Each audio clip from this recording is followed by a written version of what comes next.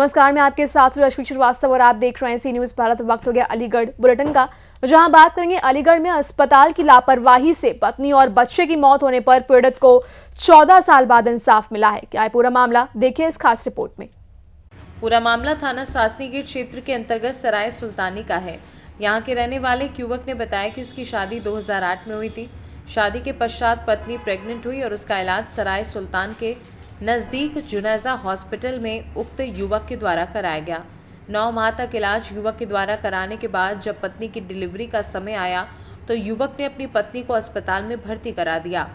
कुछ दिन हॉस्पिटल में एडमिट रखने के बाद अस्पताल के डॉक्टर ने मरीज को अन्य डॉक्टर के यहाँ भेज दिया।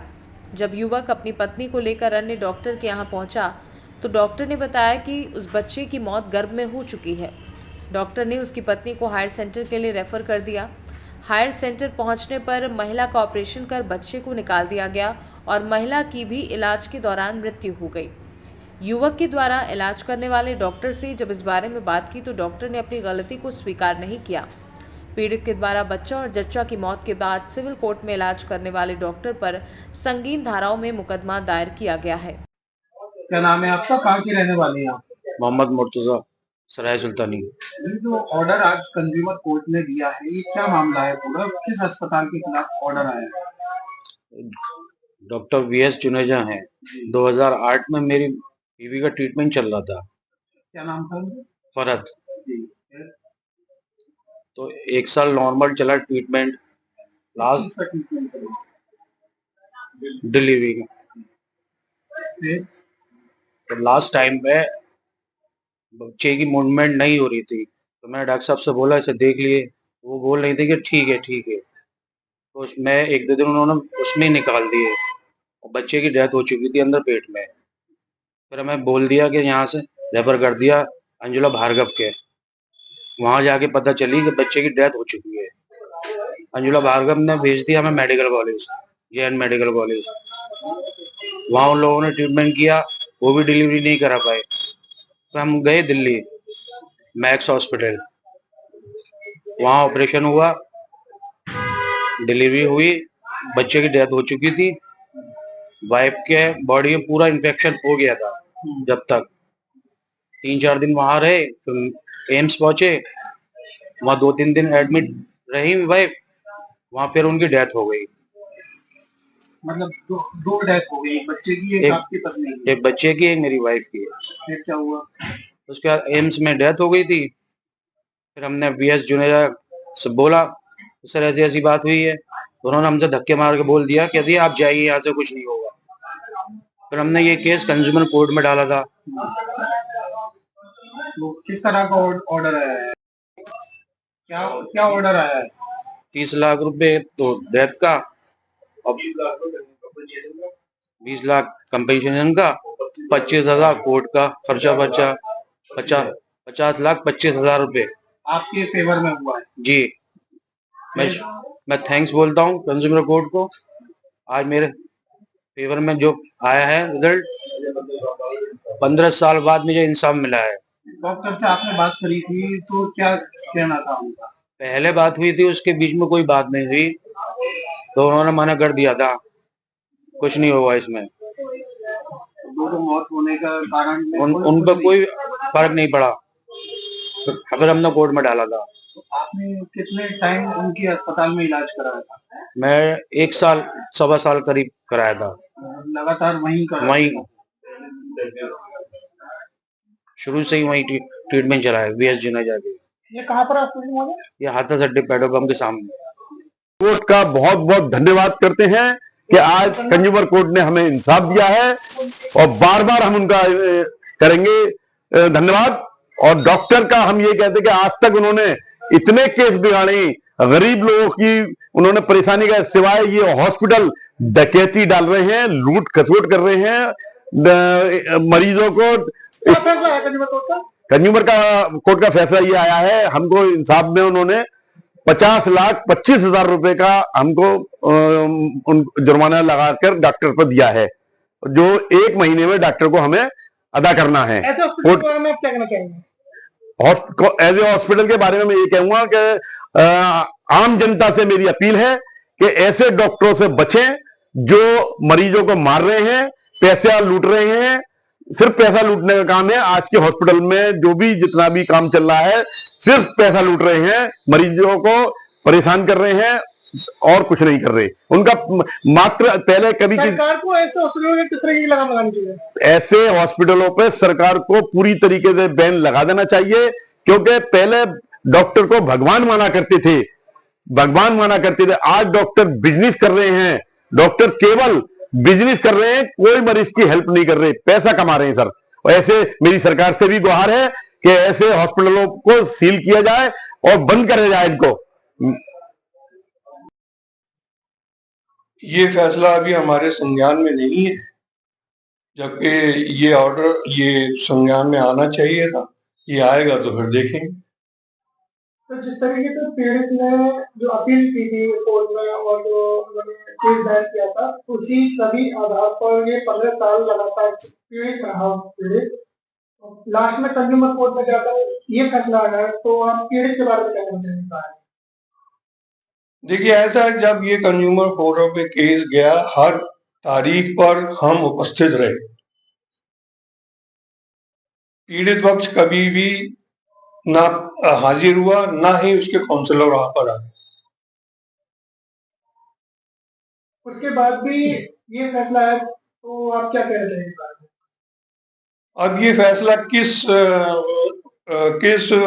से लिया गया है, ये मेरा कहना, ये मेरे को हमारी समझ से बाहर, और इसको हम अपील करेंगे और डिफॉर्मेशन का केस करेंगे। किसके खिलाफ करेंगे डिफॉर्मेशन? पार्टी के खिलाफ होगा। अलीगढ़ से सी न्यूज संवाददाता संजीव शर्मा की रिपोर्ट। आगे बात करेंगे अलीगढ़ में ही, जहां सरस्वती शिशु बालिका विद्या मंदिर में ध्वजारोहण का कार्यक्रम किया गया। देखिए पूरी खबर विस्तार से।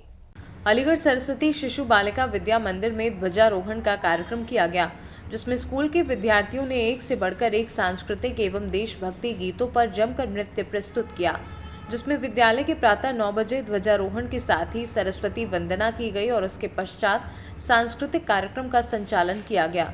इस विद्यालय के कार्यक्रम में विद्यालय के प्रबंधक अनिल नवरंग एवं रोटरी क्लब अलीगढ़ प्राइड के अध्यक्ष सुधीर कुमार गोयल, संस्कार भारती से गिनशा गुप्ता, रुचि गोटेवाल, निशा वाशने, सभी अतिथियों का विद्यालय की प्रधानाचार्य सीमा सक्सेना ने स्वागत किया।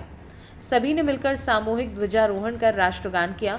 विद्यार्थियों ने देशभक्ति गीत पर, जिसमें माँ तुझे प्रणाम, देश रंगीला, मेरा देश, इन तमाम गानों पर जमकर नृत्य किया। मुख्य रूप से उपस्थित विद्यालय की प्रधानाचार्य सीमा सक्सेना, रश्मि गुप्ता, मीडिया प्रभारी दिव्या वाशने आदि लोग उपस्थित रहे। आज 76वें गणतंत्रता दिवस के शुभ उपलक्ष्य में आज ये हमारे सरस्वती शिशु और बालिका विद्या मंदिर में ये कार्यक्रम रखा गया है और बच्चों का यहाँ ध्वजारोहण हुआ पहले और उसके बाद ये सांस्कृतिक कार्यक्रम हुए हैं, जिसमें शिशु मंदिर के सभी प्रबंध समिति के लोग, यहाँ अभिभावक बंधु, अभिभावक बहनें और बाकी रोटरी क्लब अलीगढ़ प्राइड के लोग भी आज इस कार्यक्रम में हमारे मध्य पधारे हैं। तो क्या किस तरह का संदेश देना चाहेंगे, क्या कहेंगे, किस तरह की अपील रहेगी? देखिए, एक लंबे संघर्ष के बाद लगभग 800 वर्ष यहाँ मुगलों का राज रहा और लगभग 250 वर्ष अंग्रेज़ों का राज रहा। लंबे संघर्ष के बाद हमारे जो कुछ बहुत सारे ऐसे रणबांकुरे हुए जिन्होंने अपने देश के आज़ादी के लिए अपना बलिदान दे दिया और अपने परिवारों की चिंता नहीं करी और उन्होंने केवल ये कि भाई हमारे देश को आज़ादी मिलनी चाहिए और उसके लिए उन्होंने संघर्ष किया और संघर्ष करते हुए अपने जान की बाजी लगा दी। आज उनको याद करने का दिन है और उनको नमन करने का दिन है। तो मैं 4 लाइनों से उनको नमन करना चाहूँगा कि नमन है उन शहीदों को जिन्होंने सर कटाए हैं, नमन रणबांकुरों को जो देश के काम आए हैं, कहानी दे गए इतिहास को, बलिदान है जिनके, कलम ने देशभक्तों की सदा ही गीत गाए हैं, कलम ने देशभक्तों की सदा ही गीत गाए हैं। अलीगढ़ से सी न्यूज संवाददाता संजीव शर्मा की रिपोर्ट। रुक करेंगे अलीगढ़ के आशना चौकी में तैनात दरोगा द्वारा चौकी के अंदर जमीन पर बैठी एक शिकायतकर्ता महिला के साथ अभद्रता और हड़काते हुए एक वीडियो सोशल मीडिया पर वायरल हो रहा है। क्या है पूरा मामला, देखिए इस खास रिपोर्ट में। उत्तर प्रदेश के जनपद अलीगढ़ के थाना मडराग क्षेत्र के आशना चौकी में तैनात दरोगा द्वारा चौकी के अंदर जमीन पर बैठी एक शिकायतकर्ता महिला के साथ अभद्रता और हड़काते हुए एक वीडियो सोशल मीडिया पर काफी तेजी के साथ वायरल हो रहा है। दरोगा की करतूत का वीडियो सोशल मीडिया पर वायरल होते ही पुलिस महकमे में हड़कंप मच गया, जिसके बाद पुलिस के उच्च अधिकारियों ने आनन फानन में एक पुलिस टीम का गठन कर मामले की जांच शुरू कर दी है। आज दिनांक 26/1/2025 को सोशल मीडिया के माध्यम से आसना चौकी मडराग थाने का एक वीडियो संज्ञान में आया है। इस मामले को तुरंत ही संज्ञान में लेते हुए हमने एक टीम बनाई है। जांच में जो भी तथ्य प्रकाश में आएंगे, आवश्यकता अनुसार अनुशासनात्मक कार्रवाई अमल में लाई जाएगी। अलीगढ़ से सी न्यूज़ संवाददाता संजीव शर्मा की रिपोर्ट। आगे बात करेंगे अलीगढ़ में ही, जहां कट्टी को जा रहे पशुओं से भरे कंटेनर को हिंदूवादियों ने पकड़ा है, जिसमें 50 के करीब भैंस व भैंस के बच्चे मिले। देखिए पूरी खबर विस्तार से। अलीगढ़ कट्टी को जा रहे पशुओं से भरे कंटेनर को हिंदूवादियों ने पकड़ा। कंटेनर में 50 के करीब भैंस व भैंस के बच्चे मिले।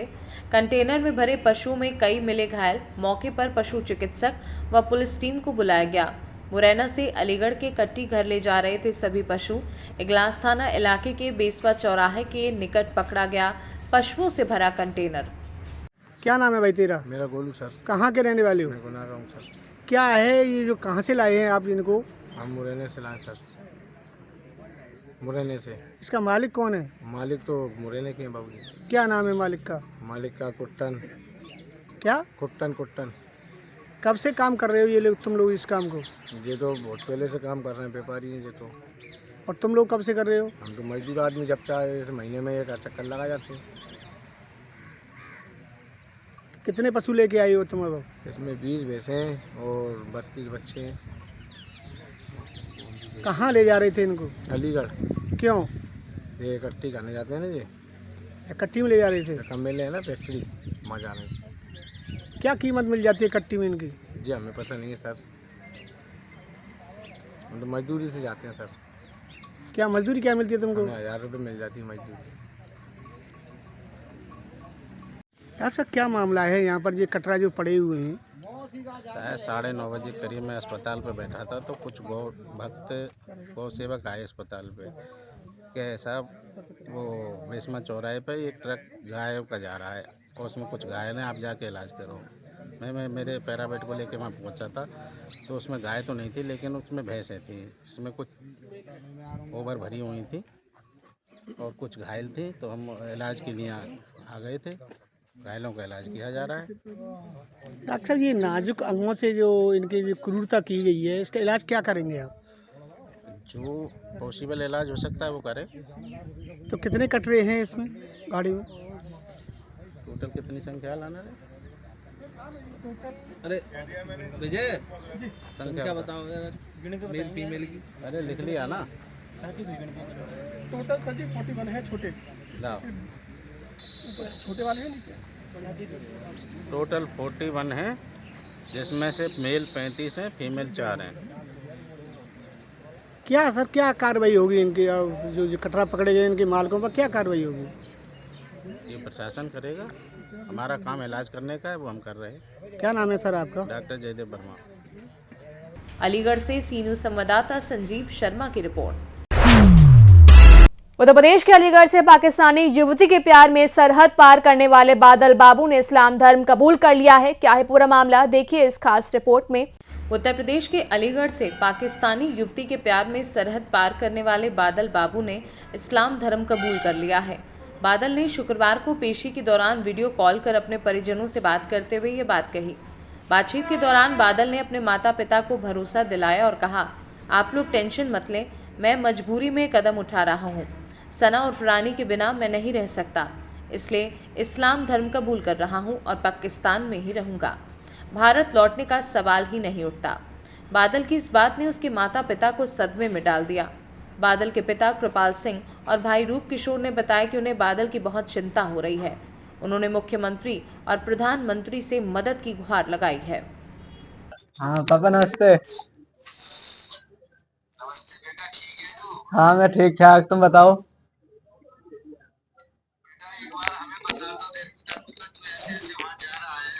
पापा वो लड़की की उसकी मुश्किलें ऐसी थी, इस वजह से आया था। जिसकी माँ से करवाए बात इसकी, ये माँ बहुत ज्यादा परेशान है।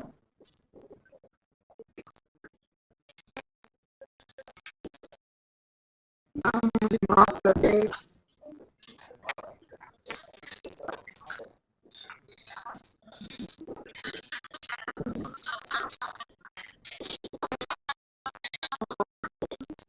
आपका? मेरा नाम है कृपाल। अच्छा कृपाल जी, ये बताइए, आपका बेटा पाकिस्तान गया था, पाकिस्तान जाने के बाद में कल आपकी वीडियो कॉल पे बात हुई, क्या बात हुई आपकी? मैंने से बस उसकी राजी खुशी मैंने पूछी थी उससे। पता तो सोशल मीडिया के द्वारा पढ़ी गया था कि वो पाकिस्तान में हिरासत में है। तो कल मैंने उससे पूछा, मैंने कहा बेटा कैसा है तू? तो कहने लगा पापा मैं ठीक हूँ। मुझसे नमस्ते भी की उसने। तो मैंने कहा बेटा तू एक बार हमें बता के क्यों नहीं गया, ऐसे चुपचाप चला गया? तो वो कहने लगा कि पापा लड़की की मुश्किलें ऐसी थी जिस कारण मैं आपको नहीं बता पाया और मैं सीधा यहाँ आ गया। तो तूने कितनी गलती करी है। फिर मैंने उससे कहा, मैंने कहा बेटा झूठ मत बोलना, बस जो भी बात हो सही सही बताना। उसके बाद में फिर उसे वहाँ से ले गए। अच्छा, जिस लड़की का जिक्र चल रहा है, क्या आपकी जानकारी में है, कौन है, क्या नाम है? नहीं, मैं नहीं जानता। नहीं जानते? नहीं। अच्छा, एक चीज़ और सोशल मीडिया के माध्यम से ही पता चली है या आपकी भी बात हुई होगी, क्या आपके बेटे ने ये बताया है आपको कि उसने इस्लाम कबूल कर लिया? नहीं, बेटे ने तो मुझे नहीं बताया। बाकी जो मेरे वकील हैं उन्होंने मुझे बताया कि आपके बेटे ने इस्लाम कबूल कर लिया है। और क्या बताया उन्होंने? उन्होंने वो केस लड़ रहे हैं हमारा, तो केस के बारे में बताते रहते हैं कि हम आपका बेटा आपके लिए भारत ज़रूर वापस करेंगे, चाहे इसके लिए हमें हद से गुजरना पड़े, पर आपका बेटा आपके पास आएगा ज़रूर। जब इस्लाम कबूल कर लिया तो कैसे मानते हैं, कैसे वापस आएगा बेटा? देखो ये बात तो नहीं कह सकते कि कितना सही है और कितना गलत है। इस बात की तो हम बेटे से मिलेंगे आमने सामने, जब ही हमें पता पड़ेगी कि बेटा हमारा इस्लाम कबूल कर लिया है या नहीं किया है। हालांकि ज़िंदगी में लोग पता नहीं क्या क्या एग्री हो जाते हैं किसी मुश्किल में आके, तो इस बारे में अभी मेरे लिए कोई जानकारी नहीं है। अच्छा, ये बताइए कि आप अपने बेटे से मुलाकात के लिए कुछ प्रयास किए हैं, क्या किया है अब तक आपने? हमने मोदी जी से और अमित शाह जी से और ये हमारे विदेश मंत्री हैं और योगी जी से हमने प्रयास किया है। उनके लिए लेटर भी भेजा था हमने अपने बेटे की मांग के लिए कि हमारे बेटे के लिए भारत वापस लाया जाए, तो अभी तक हमारे पास कोई जवाब नहीं आया है।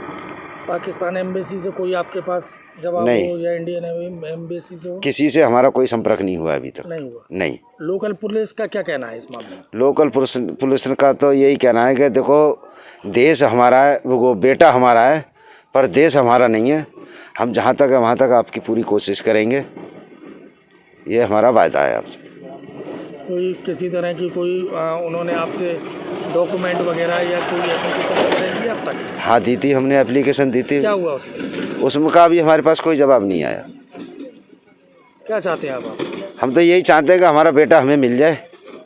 सबसे हमारी हाथ जोड़कर विनती है कि हमारा बेटा हमें वापस मिल जाए, क्योंकि बुढ़ापे का सहारा औलाद ही होता है, और औलाद का सहारा ना हो तो फिर माँ बाप ही क्या करें बताओ। हम तो अपने बेटे के लिए मांग कर रहे हैं कि हमारा बेटा हमारे पास आ जाए। क्या नाम है आपका? गायत्री देवी। अच्छा, ये बताइए, आपका बेटा पाकिस्तान गया था, पाकिस्तान जाने के बाद में आपकी बात हुई है क्या दोबारा? नहीं। अभी कल परसों में कोई वीडियो कॉल वगैरह हुई थी? हाँ कल वही। कल वही क्या बता रहा था? कोर्ट में तो बात वही, पहले तो उन्हें नमस्ते करी, फिर बोलो मम्मी चिंता मत करो और मैं यहाँ ठीक हूँ, कोई बात की दिक्कत ना है। और क्या बोले? गई बोले हमने कोर्ट ने उनकी जो अर्जी थी, जमानत की अर्जी, वो खारिज कर दी है। हाँ। आपको मालूम है इस बारे में? मुझे ना मालूम, मीडिया वाले ही बता रहे होंगे। और क्या बात हुई? अलीगढ़ आने को लेके क्या बात हुई? अलीगढ़ लाने की नहीं कह रहे, नो कह रहे कि इसने बॉर्डर क्रॉस किया है तो वो इसके लिए बॉर्डर की तो सज़ा थोड़ी बहुत मिलेगी, महीने की है जाए या 2-4 महीने की हो जाए, और जब ही अपने बच्चे को छोड़ सकते हैं। अच्छा, क्या ये बात भी हुई है कि उन्होंने, आपके बेटे ने वहाँ इस्लाम कबूल किया है, कुछ ऐसा हुआ है? हाँ भैया, क्या बोला था? जे कह रहे हो कि मम्मी मैं ना आऊँगा, मैंने इस्लाम कबूल कर लो, मैं यहीं रहना। ये बात आपको कैसे बताई उसने, वीडियो कॉल पे? हाँ, वीडियो कॉल पे ही बताई। वो बूझ रहे थे ना मंगे, तो उन्होंने वीडियो कॉल पे ही बताई। और क्या, आज मैं रो रही कि मम्मी रो मत, ही चिंता मत करो। मतलब आपके बेटे ने वहाँ इस्लाम कबूल कर लिया पाकिस्तान में? हाँ जी। किस तरह की परेशानी बता रहा था वो आपको? कोई परेशानी नहीं बता रहा था। क्या कहना चाहेंगी यहाँ की सरकार से, कुछ कहना चाहेंगी? यहाँ की सरकार से, पाकिस्तान की सरकार से मैं तो नो कह रही हूँ कि कानून द्वारा मेरे बेटे को छोड़ दिया जाए। मेरी इतनी हथजोरी है, जो उसने गलती की है मैं नो नहीं कह रही कि कानून नहीं, लेकिन उसकी थोड़ी बहुत कागज वो करके मेहरबानी करके जल्दी से जल्दी मेरे घर पे लाने का प्रयास करें। अच्छा, एक बात बताइए, जब उसने इस्लामी कबूल कर लिया है तो फिर हिंदुस्तान कैसे आएगा वो? माँ तो भी नहीं रह सकती बेटे के बिना। आपको उम्मीद है? पूरी उम्मीद है मुझे कि मेरा भगवान पर मुझे उम्मीद है, जो वकील साहब हैं उन पर भी उम्मीद है, सारी जनता पाकिस्तान की है, वो भी हमें विश्वास दे रही है, उनके लंग से भी हमें उम्मीद लग रही है। झांकी भी अभी तो कुछ कहा नहीं है, लेकिन झांकी भी जनता से हम उम्मीद कर रहे हैं कि वो भी हमारे इस मामले में ज़रूर सहयोग देंगे। अच्छा, ये बताइए, वकील आपने किया है, वकील कहाँ के वकील हैं वो वकील वहीं के हैं, पाकिस्तान के ही हैं जी। पाकिस्तान के हैं? हाँ जी। उनका कहना क्या है आपसे? उनका कहना ये है कि मेहता जी आप चिंता मत कीजिए, मैं ही आपका बेटा जैसा ही हूँ, मैं आपकी पूरी मदद कर रहा हूँ और करूँगा, और आपको चिंता करने की कोई ज़रूरत नहीं है, आपका बेटा भारत ज़रूर आएगा, मैं उम्मीद के साथ कह रहा हूँ। और जो आपके बेटे से जो आपकी बात हुई वीडियो कॉल पे, क्या वो कैसे शुरुआत की उसने, क्या बोला? इतना ही बोला, उन्होंने नमस्ते करके यही बात बोली। हमने कही बेटा हमसे छिप के चला गया है, तू क्यों? क्या मम्मी उसकी मजबूरी, लड़की की ऐसी आई थी सामने मेरे, जो मुझे बताना मुमकिन नहीं मैंने समझा, और मैं वहाँ से आ गया।